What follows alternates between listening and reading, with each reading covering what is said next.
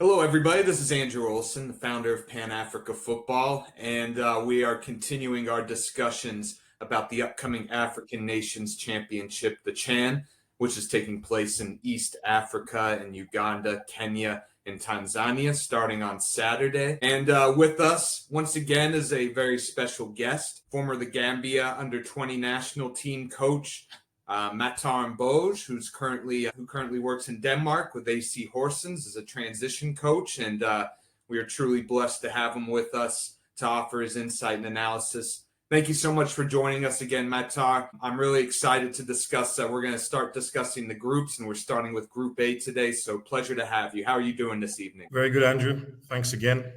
Yeah, I love the detail and the preparation that you put into the topics that we're going to discuss today. So just looking forward to getting started with it. Group A contains one of the host nations, of course, Kenya, a very high standard team in Morocco, Angola, DR Congo, and Zambia. I want to get your general thoughts when you look at this group. What jumps out to you? What immediately comes to mind when you look at this group? Yeah, for sure. When I look at the composition of the group and the teams involved, it's there's nothing else to say, but it's going to be a very, very tough group.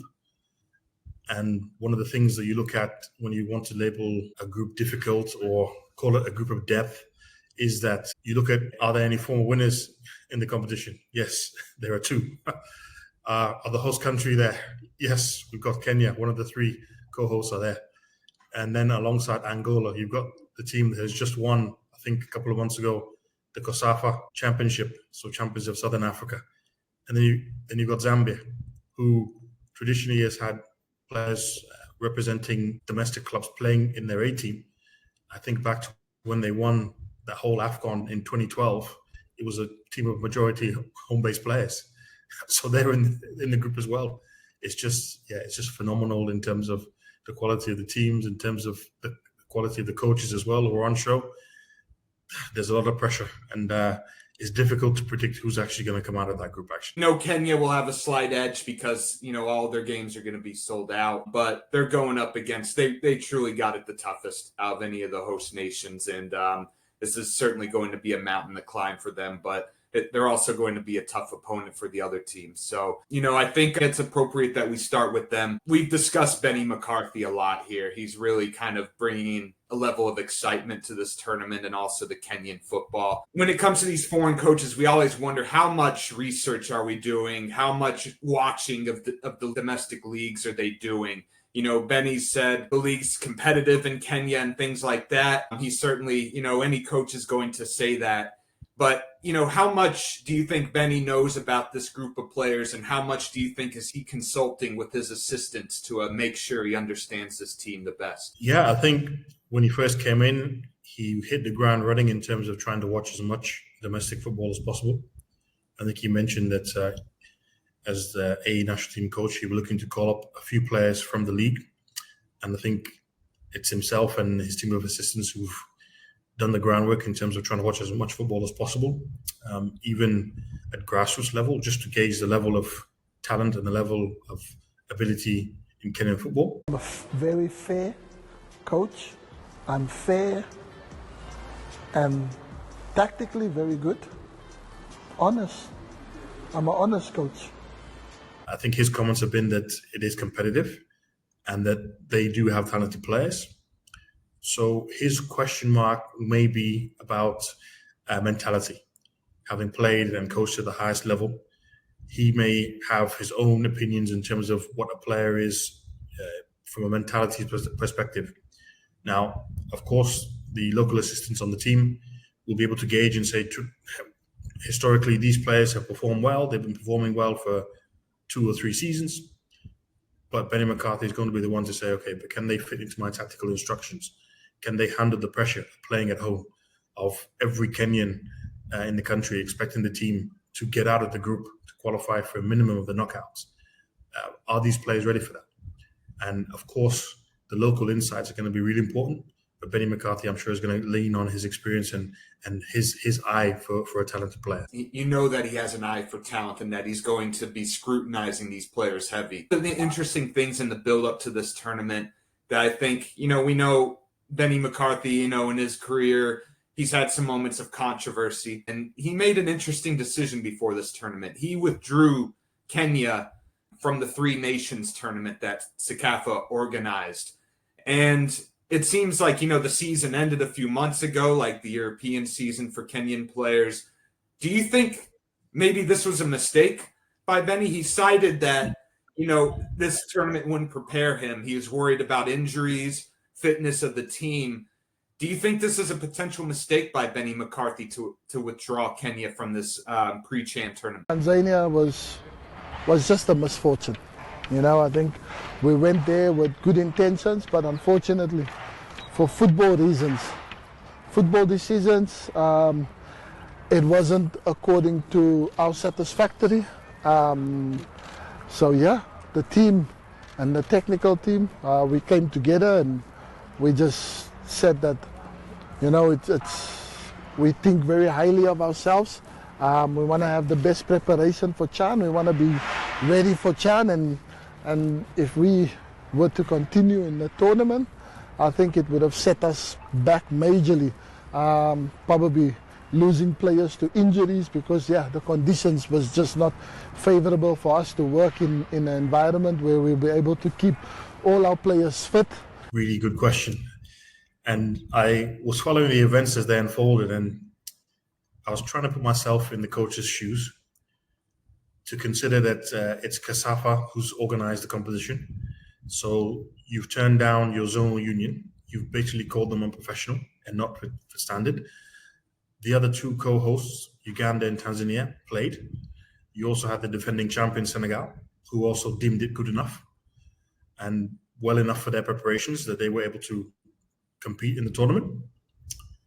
Now, in Benny McCarthy's defense, of course, as coaches, sometimes we are presented with opportunities, and I've had it, where we were given a hotel that just wasn't up to standard. The facilities weren't up to standard, and it was a lot of calls to the federation and with the hosts in Mauritania to try to get a proper hotel. But we weren't ever going to refuse to play. But eventually, a compromise was made. I cannot see how, in this situation, bearing in mind the magnitude of the tournament and what's at stake in terms of being able to see your team in action for 2 games, I don't know why a compromise was not able to be reached. I struggle to defend him in that aspect. But at the same time, he's the head coach. He's the one whose neck is on the line. He's the one who eventually, if things don't go right, if there are a string of injuries, they'll be asking him, "Oh, well, did you look after your players?" But these are things that we always have to manage. It comes with the job. Time will tell in terms of whether it was a mistake or not. But obviously, I would say that Uganda, for example, Tanzania, for example, if I look at some of the teams in the other in their group, they've all had games. They've all had test games before the tournament. So the coaches would have had answers to some questions that they may have had. Whereas Benny, he'll be answering those questions as the game goes on. So the first game is effectively almost a test just to see how the team can handle the pressure. But something also tells me that he actually thrives in the pressure. He thrives in the controversy. It brings the best out of him to have that fire, to have that controversy. People are talking a lot, and then he likes to come out and prove a point and keep them quiet. There's a lot on the line, and I think it's a great question in terms of if it was a mistake, but we wait to see. Absolutely. It could be a stroke of genius in the end, right? Maybe it adds an aura of mystery to this Kenya team. It'll certainly be difficult to prepare for other teams. So the results will certainly tell us whether that might be something that was a mistake. But I think you make a good point that I think Benny McCarthy certainly kind of likes to create that sort of buzz, and that's sort of something that'll certainly create some controversy and some questions around the team. So shift from Kenya to a team that's so well established in African football, Morocco. When it comes to the federation, the Royal Moroccan Football Federation, they've done such a great job at all age levels. At the surface, you look at the dual nationals they've recruited, but that seems to really only scratch the surface of what the organization of football has progressed in Morocco, because they've also won the Chan twice. They've established themselves as really the gold standard, I would say, in African football at the moment. So what I want to ask is, when we look at, what the federation is doing, what are the types of things that a federation can do that makes a positive impact not only off the pitch, but on the pitch as well? And what have you seen from this Moroccan federation and why they've been able to achieve so much success recently? Well, for sure, they've really invested. We've taken advantage of their hospitality and investment. So Morocco is probably the African country I've visited the most in terms of being hosted by their federation for games and training. And for sure, the level of investment is paying off for them. Of course, the facilities, the infrastructure, the amount of post-match recovery that they get, the training facilities are world-class, and that brings its own set of expectations. On the one side, of course, they don't want this investment to go to waste. And then on the second side, players are motivated. Players and coaches are motivated to come to the training ground and do their work every day in the optimal conditions. They know that when they travel for tournaments, that they're going to stay in 5-star hotels. They travel with their own chef. They travel with nutritionists and dietitians, and that's not the case for some other countries.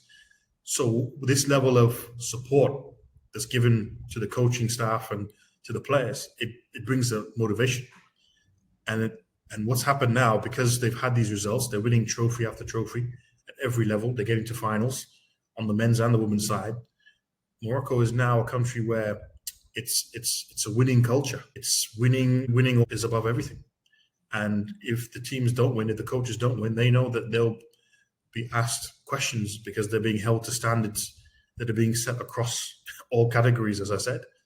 If the Moroccan team doesn't win the Chan, believe you me, Tarek Saktoui will have an answer to the technical development committee as to why it didn't happen. And invariably his job may even be on the line, because that's just the level they've got to. They don't want to have excuses. They don't want to have a failure to be part of the conversations. So it's big pressure, of course, but I think the environment that the Moroccans have created, it's set up for them to succeed. Not to mention the league is also one of the best in Africa. So I think they can. We spent a couple of years playing as the senior national team of the Gambia, playing against their Chan team, and they used to frequently beat us at the start until we eventually got a couple of good results. But they were very well organized, very well coached. The players are fit, they're professionals. And I remember speaking to a colleague, and he mentioned to me, "Oh yeah, the Moroccan players, it's semi-pro and all this." And I mentioned to him, "No, they are full-time professionals. If you play for Wydad, Raja, any of the teams in the Moroccan league, you are a full-time professional." So these are all the things that has helped them to establish themselves as a Chan powerhouse. They brought younger players this time around in terms of trying to expand the player pool with younger players. That may be the only thing in terms of the lack of experience when it comes to playing against older opponents and more experienced opponents. That maybe could find them wanting, but they're the favorites once again. Excellent points. Morocco has, as one of the major North African leagues, they consistently compete at the highest levels in African club football.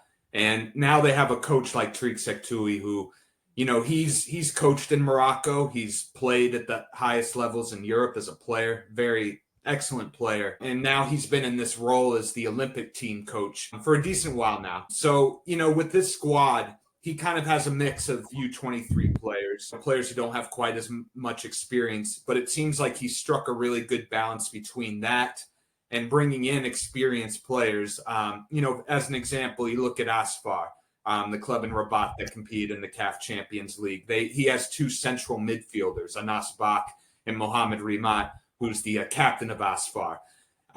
So when you're a coach and you're taking things into consideration, bringing in young players and then balancing it out with some veterans, what do you consider? Do you consider certain positions that you value more to put experience there? What sort of things do you consider in this type of squad selection? Yeah, really good question. And I think Tarek Saktoué has taken into account the fact that he'll need midfield control. So by getting a few more experienced players in the midfield positions has helped. By getting the captain of Asfar also is taking a natural leader, a proven leader. So when you mix squads like this, you want that blend of the youth. You want the guys who are going to do something different and change games and be the decider in these matches. Have that X factor.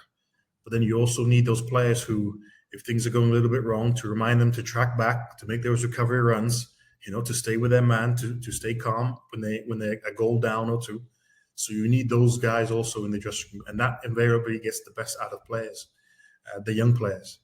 I've worked in environments where you will have a U21 team, but then you have players who are 30 plus who are allowed to play. You're allowed 3 experienced players, and they have a role. They have a key role. It starts on the training ground in the dressing room, making sure that the standards are there, that as the coach, you don't have to be there 24/7. They're the ones policing themselves. The older players are the ones who the younger players will be looking at to say, okay, he's coming to the training ground an hour early. I'm going to follow suit. There's some younger players who don't, who want to do their own thing, obviously. But then that's where also the experienced players come, and it's a lot more effective if a player who's been through it and done it is actively playing is giving advice to a player. That's more valuable from what I've seen than a coach sitting down and saying, well, if you don't hydrate properly after the game, this could happen, etc. It's much better if it comes from a guy who's sharing the trenches with them and sharing the field with them. The message just hits home better. So I really think it's an important move that he's made. Of course, we want the best players to play. Of course, we want the young players to come out and see who's the next big talent. But the experienced players have a big role to play. And they will be saying, look, here, we want to contribute. They will have to be able to look after their own performances, but they're also going to be responsible for bringing the best out of the young players in the squad for sure. And this team looks so balanced. Maybe there isn't quite that clear star on the team, but, when you look at RS Berkane, how they won the CAF Confederation Cup, they didn't have one source of goals. It was well balanced throughout the team. And then they also had such a solid defense. And I think I see that characteristic with this Morocco team. Do you think that we should consider Morocco amongst, the top 3 candidates to win this competition? Yes. And we also can't forget that their U23 team are actually the African champions. Now, of course, those players were majority foreign-based, but still, it just shows the level of talent and the winning culture that's just embedded in the Moroccan DNA right now. So that's just something that is going to be difficult to counter, because they will just go on the field believing that they're the best. They'll be going on the field believing, look, we've won this tournament twice already. It doesn't matter about the youngsters. Tarek Saktoué has a point to prove. The young players have a point to prove. The experienced players also have a point to prove, because as we said, it's the Morocco national team, and maybe one of these players, maybe 2, maybe 3, can get a place into the A national team. And the biggest competition in Africa, the AFCON, is being hosted by Morocco. So what an opportunity for these players to impress, to excel, and maybe find their way into the A national team. Who knows? Anything is possible. And that's another added source of motivation for them, I'm sure. And Wally Bragwagui, he is clearly given, rewarded players who do well in the domestic league. He's made an emphasis on that. I mean, we saw it at the World Cup. Yahya Atia Allah, the left back, he really emerged as a player. This isn't just a tournament in isolation. This is something where there are rewards if the players, step up. And that's something that really motivates these players, because not only can it benefit their national team careers, but also their club careers as well. Well, I love the point about Bragwagui, because he used to coach with that. He's won the Champions League. He's played at a high level also, so he knows Moroccan football inside out. And I think he's been a proponent and a fan of bringing players from the Moroccan league, because he's a proud Moroccan. He wants the best players to be in the A national team, and as you've said, he's proven himself to say that, okay, if the opportunities are there, if the player's good enough, I will call them to the national team. Now, moving on, we move on to a team that's always been talented, but maybe it's underachieved at times. But now Angola have really shown some improvement in their results. They're putting it on the pitch. They performed well at the last Africa Cup of Nations. Like you mentioned, they won the COSAFA championship. And it seems like, this isn't coincidental. They have a coach who really has a clear vision in Pedro Gonçalves. And you've spoken very highly of him. Can you explain why, how he's gotten this Angolan talent to materialize on the pitch, and what kind of style of play does Gonçalves have? Describe more about why he's been able to achieve success. Well, his background was with the youth systems in Portugal. So when he arrived in Angola, he was actually working with one of the clubs there, trying to help their youth set up. And then eventually was working with the national team. So he was the 17s head coach. I qualified the team to a 17s World Cup where they performed very well. And from there also was in charge of the 20s and the 23s.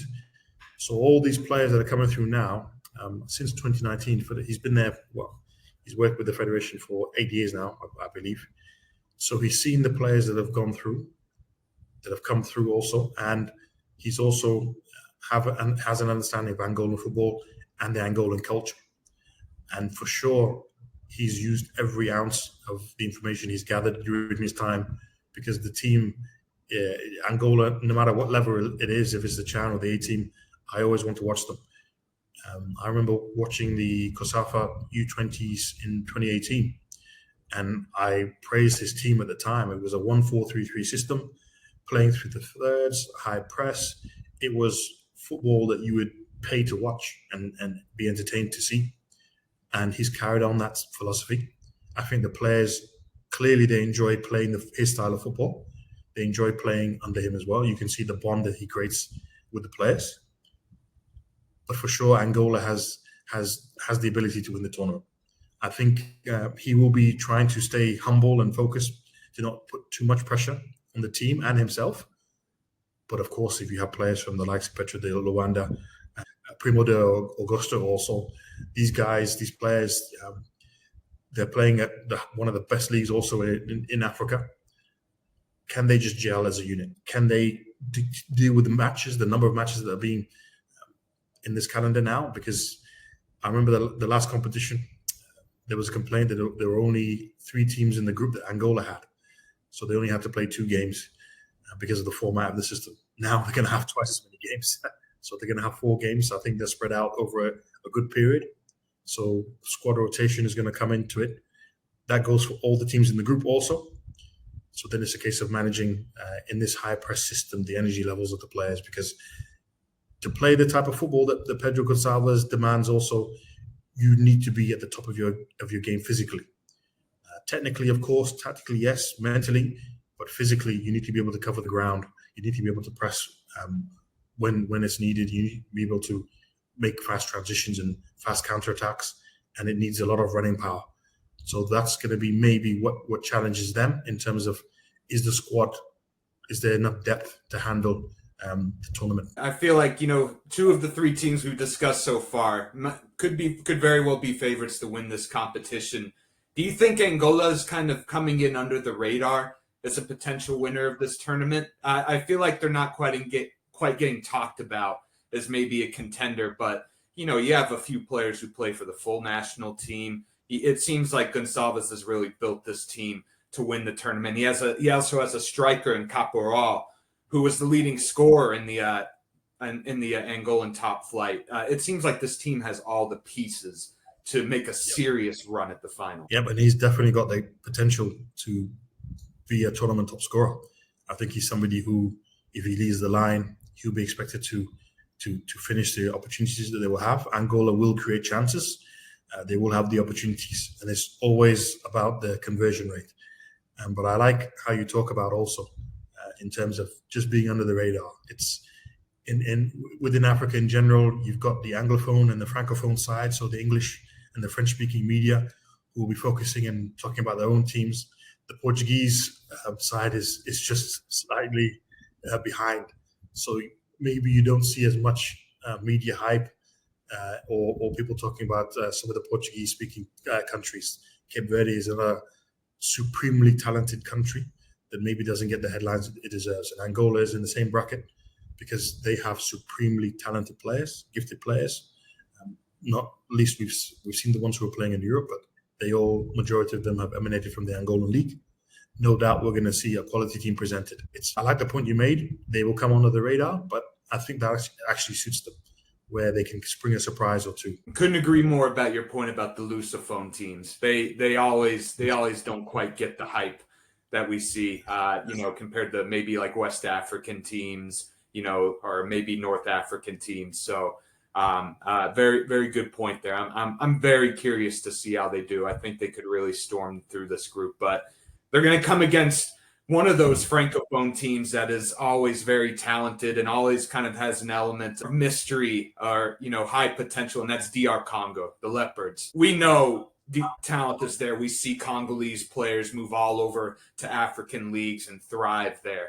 I think this team on first look, they have a very diverse look. A lot of clubs represented. This isn't TP Mazembe based, or there's no favoritism towards there with this coach Otis Ngoma, who's been here before at this tournament. Do you think, however, that with this diverse group of players, do you think the Congolese could have any sort of disadvantage when it comes to team chemistry compared to the other teams? Definitely.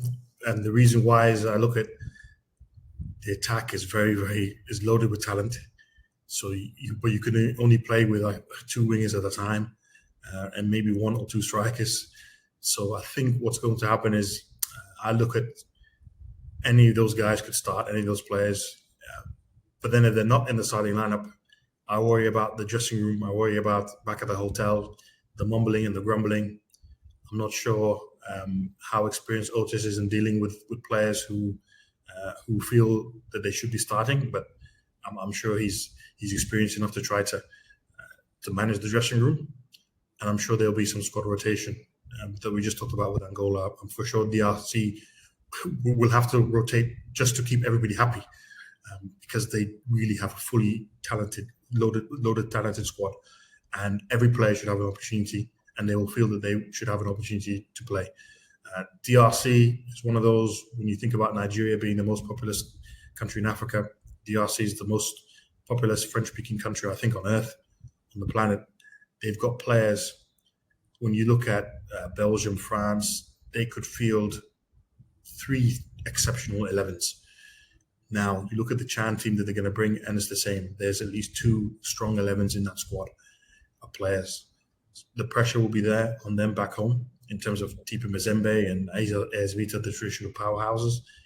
So maybe having some of these players who are playing in the lesser-known teams, maybe they can play for a contract to go to TP Mazembe or to AS Vita. Of course, they would, I'm sure, wanted to go to Belgian top flight or French top flight if they had the choice. But I think it's also a big opportunity in terms of, can you find your way to the biggest team in DR Congo, one of the biggest teams in Africa? That's also something that could potentially play into the hands of the head coach. Like I said, he has to keep everybody happy, and for sure he'll have to come up with a strategy to keep them all happy in terms of game time, in terms of making sure that everybody has that opportunity to shine. And I think this Leopards team, to me, you mentioned the attackers. I watched Jancy Mboma with AS Maniema Union in the CAF Champions League, Oscar Cabwit of TP Mazembe, perhaps, I think one of the best U-21 players at this tournament, most talented players. He's certainly one of those who's due for a big move, especially considering TP Mazembe underperformed and I believe didn't even qualify for CAF competition this season. But one thing is they have kind of these flashy wingers. They have attackers, goal scorers. I think they have a solid center of the defense.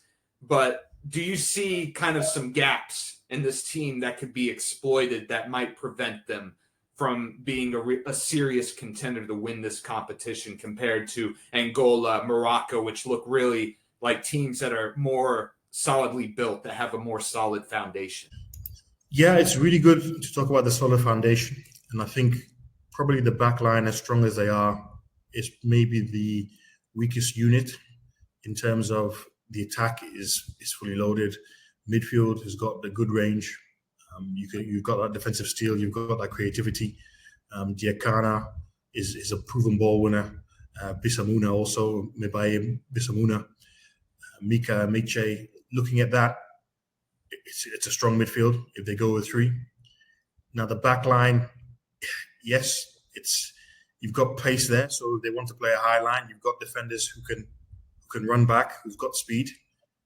But I really think that that may be what lets them down, because as much as they'll be having chances on the break, as much as they'll be having flair and attack, it's now going the other way. When you look at traditionally wingers, in most of the opposition analysis that I would do, the wingers are the ones who would cheat and would not track back as much as they would if they're going forward. They don't put quite the same energy, and sometimes that's the case with these four players we talked about. For sure, that's going to be leaving them exposed, and these defenders, they'll be left 1v1, 2v2. Maybe they'll be outnumbered on some occasions. So the coach really has to do a lot of work on the training ground in terms of making sure that they're compact, first of all. But then when the play's open and they're having these opportunities, that they're thinking about their rest defense. They're not sending so many numbers forward. Maybe keep one fullback if the other fullback is gone. Maybe the six is going to be the one who has to always stay and be the one to clean up on either side. So tactically, that's just where I think they will need to plug some of the gaps that will open up, because they're just such an attack-focused team, because it's traditionally how the team plays, and they've had success. I mean, when they win the competitions, usually, if you look traditionally, other teams, they have a lot of clean sheets when they win. Senegal last time out, for example, had 5 clean sheets out of 6, but DRC, they don't want to be winning games 1-0. Yeah, okay, they'll take it if it's there, but they prefer to win 4-3. And, being in this group could be a real curse for the Leopards, because you have teams like Morocco, you have Angola, you have very good coaches here who know how to exploit those sorts of gaps. If a team plays a high line like DRC and they're looking to attack and create goals, that's gonna create openings to exploit. And, I wanted to ask you, if they were in Group B or Group C, maybe they could build up the confidence and develop that chemistry for when the games really matter. But the games really matter right away. They're facing serious opponents. Talk about how it can be really difficult to get that chemistry right away, from the first game. And how important is it to kind of sort things out in the build-up to the tournament before you take the pitch for that first game? Yeah. A lot of the time as coaches, we go to the first game and we approach it as a must-not-lose, especially in this group now where there's 5 teams, so you have 4 matches. So you could, a draw in the first game is not the end of the world at all. I would even go so far as to say, as if they want to be expansive enough, maybe just go out for the win and try to get the 3 points, because there will be another 3 occasions to get the 3 points as well. But for sure, the first game is going to be a must not lose, and that's going to be where they're going to be tested in terms of that discipline straight away. And believe me, all the teams throughout the whole tournament will be watching DR Congo. As coaches, we look at obviously the teams in our group. We want to keep focused on that challenge. But then as the tournament goes, when you're heading to the knockouts, DR Congo are going to be the teams that others will look at, because they'll think these guys are one of the teams who, if we're going to win this competition, you're going to have to beat them. So, and no doubt, the way that African football is followed, DRC has a huge following. They've got a huge fan base, and I'm sure there'll be lots of videos and highlights of the famous goal celebrations. I'm sure we'll see them frequently in this group, but I just worry about how they'll be tested defensively. And you're very right to mention that they are very tactically astute coaches who, if you give them the gaps, they will see it and they'll look to exploit those gaps. So Otis Ngoma has to be at the top of his game to make sure that his team doesn't get out tacticked in these matches. And when you're talking about how good these coaches are, this group is loaded with talented coaches, which brings us to the final team we're going to look at, and that's Zambia. Of course, they're led by Avram Grant. he's embraced this challenge. He's really embraced coaching in Africa. He led Ghana to the Africa Cup of Nations final. I was reading an interview with him, and he really enjoys sort of this challenge. What's interesting, though, is before this tournament, it seems like he's really sort of downplayed expectations. He said, this is sort of more of a long-term project. Do you think there's kind of a method to why he's saying that? Do you think he's trying to keep expectations low, and that he maybe understands just how difficult a group this is? Oh, for sure. I think there was an agreement beforehand for him to take the team, but then when the group came out, I think he may have been having second thoughts. So that's where the downplaying of expectations would have come in. He has qualified the A team to the AFCON, so they'll be in Morocco at the end of the year. I can't see them getting out of the group. I think that they're going to have to be relying on being compact, being that team that's difficult to break down, a mid to low block, and then relying on the counterattacks. Purely because I think even if they do well in their first couple of games, I just don't see the squad depth in terms of the players in the Zambian league. Whilst it's a very competitive league, I just don't think there's enough there. When I watch those players in comparison to the others in the group, I think the Moroccans have better players. I think the Congolese have better players. I think the Angolans have better players. I would even say the Kenyans edge it because they're at home. So it's going to be difficult for me to see how Zambia progresses, but I'm sure Aaron Grant will have a plan. For a guy who's reached the Champions League final before, I don't think I think he won't be fazed by this task at all.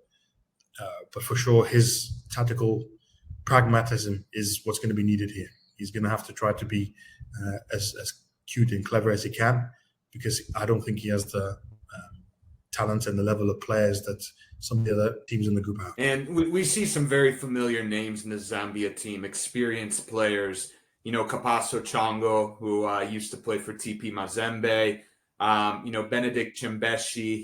These players have played for the full Chipolo Polo team.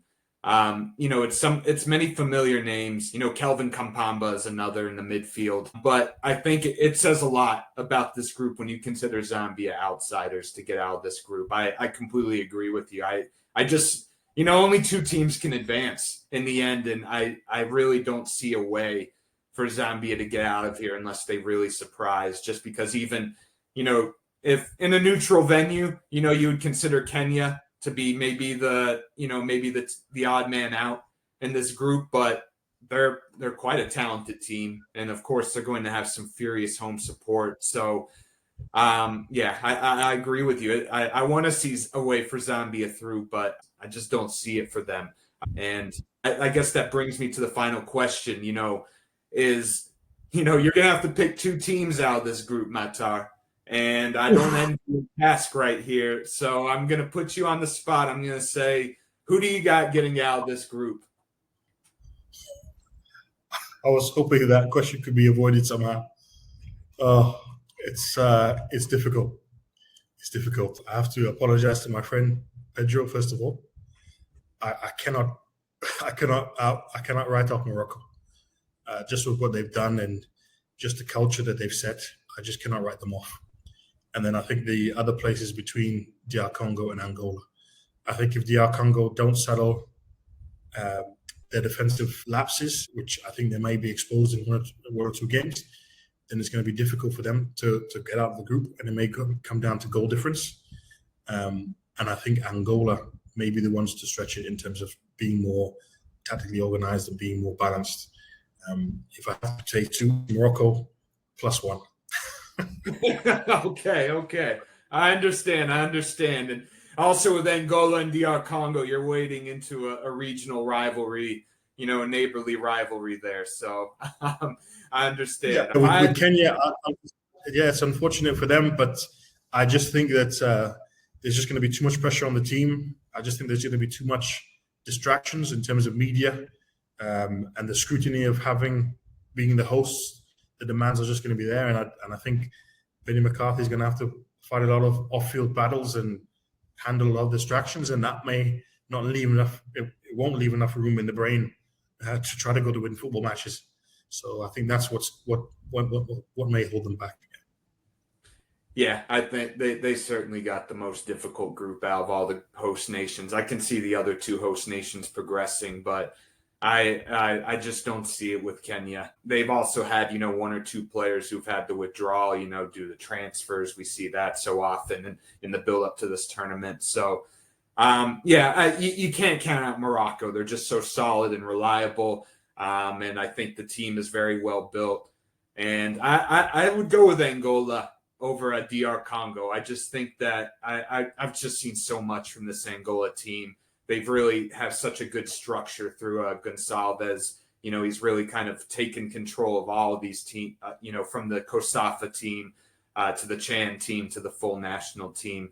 So, yeah, I'm going to stick my neck out and go with say that Angola joins Morocco, but I could certainly look like a fool after this group ends. So I think I have a lot more sympathy with your position here, because anybody can look like an idiot at the end of this group once it's all said and done. So that's it. That's it for the first group, for Group A. We could spend probably another 2 hours talking about this group and analyzing it, but we got to show love to all the groups. So I appreciate your insights, Mattar. Next up, we're gonna discuss Group B as well as Group C and Group D. So I'm looking forward to discussing those groups with you. And, thank you so much for your insights. So thank you for joining us, everybody, and stay tuned. We'll have plenty more group previews to look at each of the groups. Stay tuned and check those out as well. Thank you very much.